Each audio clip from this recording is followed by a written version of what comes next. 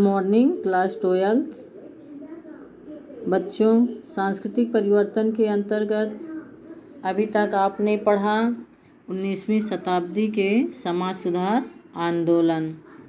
आज हम सांस्कृतिक परिवर्तन के अंतर्गत ही जो अवधारणाएं हैं विभिन्न, उनके बारे में पढ़ेंगे।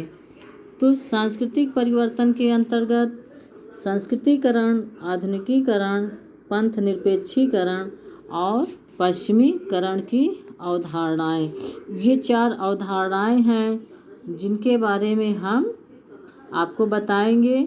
तो बच्चों, संस्कृतिकरण, ये जो संस्कृतिकरण की अवधारणा है, ये उपनिवेशवाद के पहले से ही चल रही थी। तो संस्कृतिकरण की अवधारणा उपनिवेशवाद के पहले की है, और जबकि आधुनिकीकरण, पंथ निरपेक्षीकरण और पश्चिमीकरण की अवधारणा जो है, ये उपनिवेशवाद के परिणाम स्वरूप उत्पन्न होती है।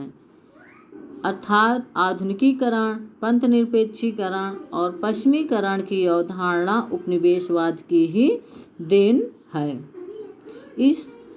इन अवधारणाओं में संस्कृतिकरण, आधुनिकीकरण, पंथ निरपेक्षीकरण और पश्चिमीकरण, इन चारों अवधारणाओं में कुछ न कुछ अर्थात समानताएं भी पाई जाती हैं, और ये चारों अवधारणाएं एक दूसरे से संबंधित है, और कई स्थितियों में ये अवधारणाएं एक साथ पाई जाती हैं।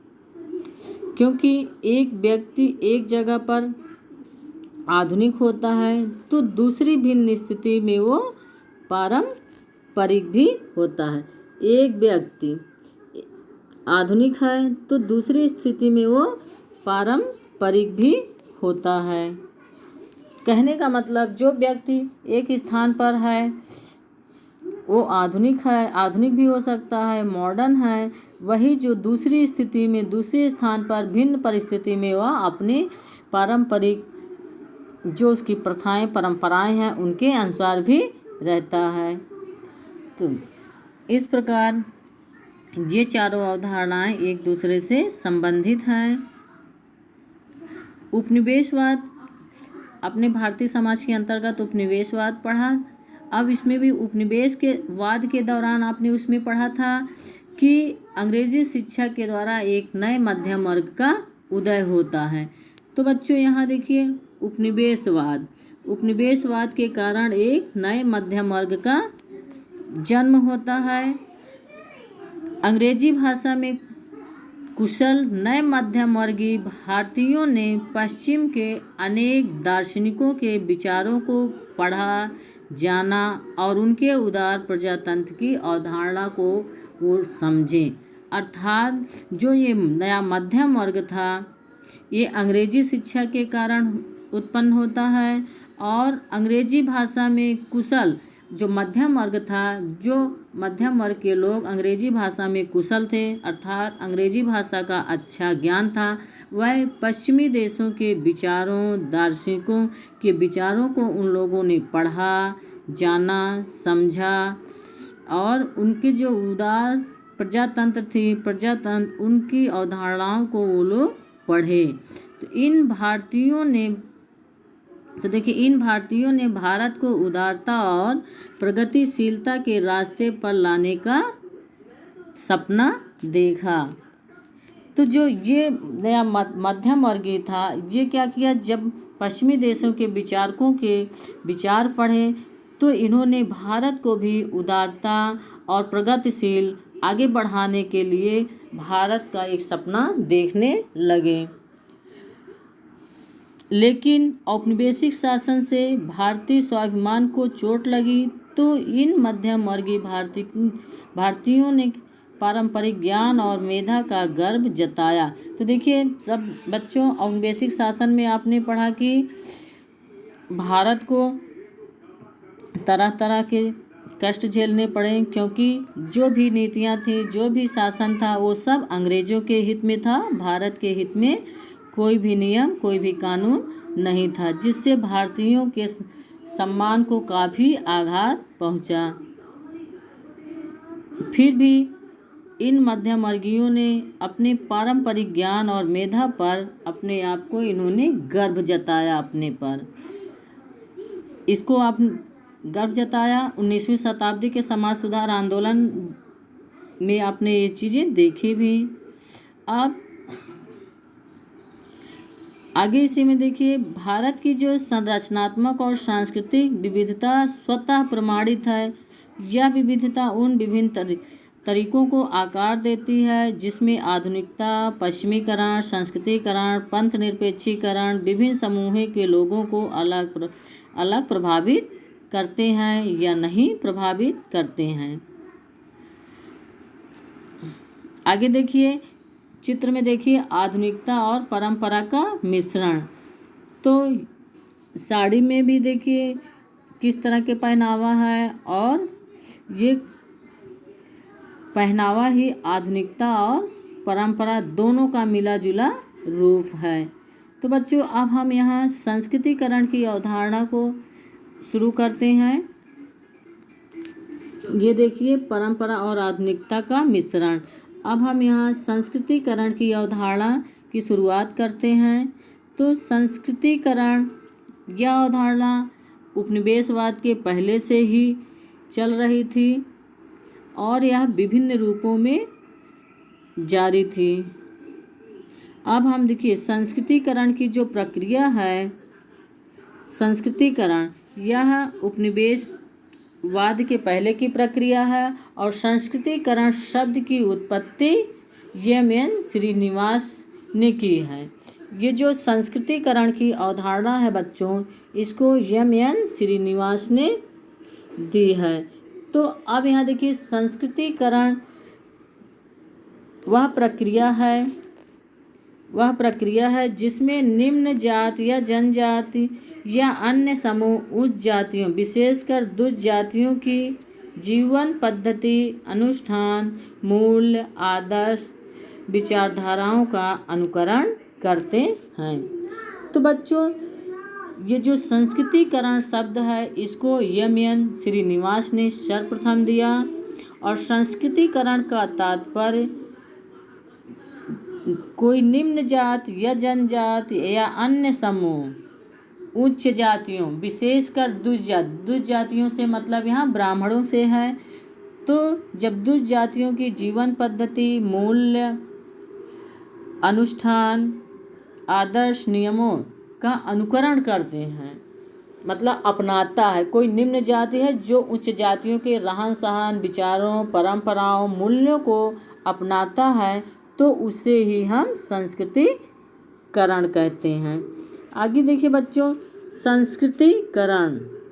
संस्कृतिकरण वह प्रक्रिया है जिसके द्वारा कोई निम्न जाति या जनजाति अपने से उच्च जाति और साधारणतः दुष्ट जातियों का मतलब ब्राह्मण जातियों से है के समान ही अपने रीति रिवाज, विचारों, जीवन शैली को बदलने लगती है। अर्थात आज देखिए निम्न जातियां भी अपनी सामाजिक और धार्मिक जीवन में वह सभी व्यवहार करने लगी हैं जिनकी अनुमति पहले केवल उच्च जातियों की थी। तो आज जो निम्न जाति का व्यक्ति है वो भी धार्मिक अनुष्ठान, कर्मकांड, जनेऊ धारण करना, शाकाहारी भोजन करना, सोने चांदी के आभूषण पहनना, तीर्थ यात्राएं करना और अनेक धार्मिक कर्मकांड भी अब क्या है निम्न जातियां भी करने लगी हैं। तो बच्चों, इसी को ही संस्कृतिकरण कहा जाता है। आगे देखिए, संस्कृतिकरण देखिए केवल उन परिवर्तनों को ही स्पष्ट करती है जिनके अंतर्गत निम्न जातियों द्वारा उन सांस्कृतिक परंपराओं का पालन किया जाने लगता है जिनका संबंध हिंदुओं की मुख्य परंपराओं से रहा है।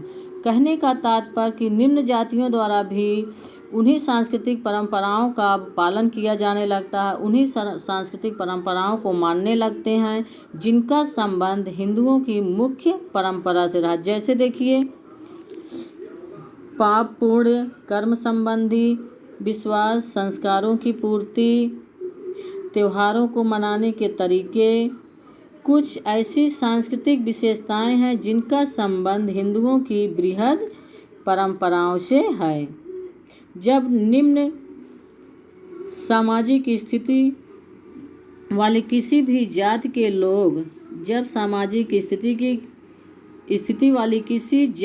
लोग परंपराओं के अनुसार अपने जीवन के ढंग को बदलने लगते हैं तो उनकी सामाजिक स्थिति पहले से काफ़ी ऊंची हो जाती है।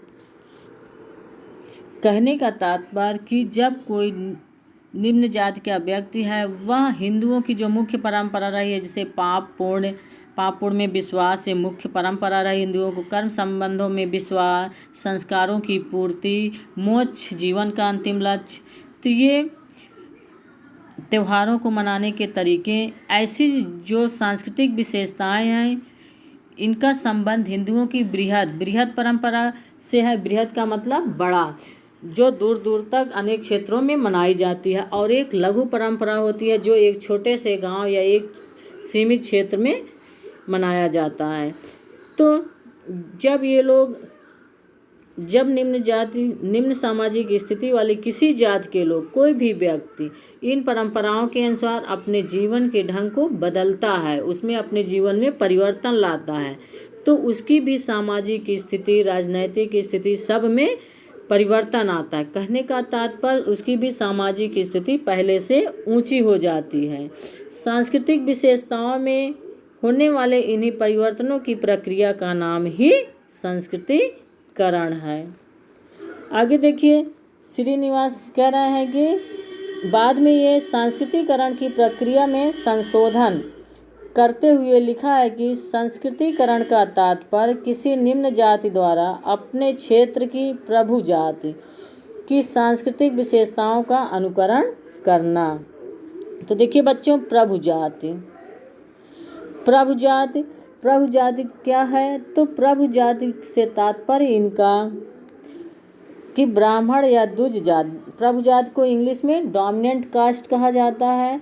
तो प्रभु जाति केवल ब्राह्मण या उच्च द्विज जातियों से नहीं, बल्कि प्रभु जाति वह जाति है जो किसी गांव में अधिक संख्या के कारण उसे शक्तिशाली होती है तथा आर्थिक और राजनीतिक रूप से भी शक्तिशाली होते हैं।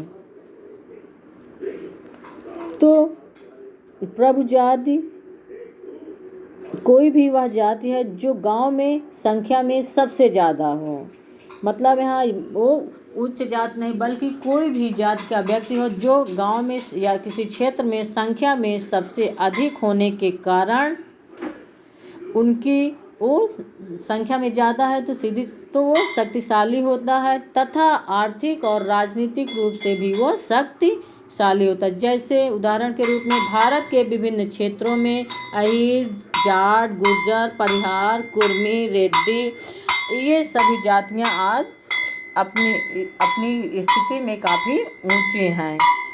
आगे है संस्कृतिकरण की विशेषताएं। संस्कृतिकरण की विशेषताएं, जिसको आगे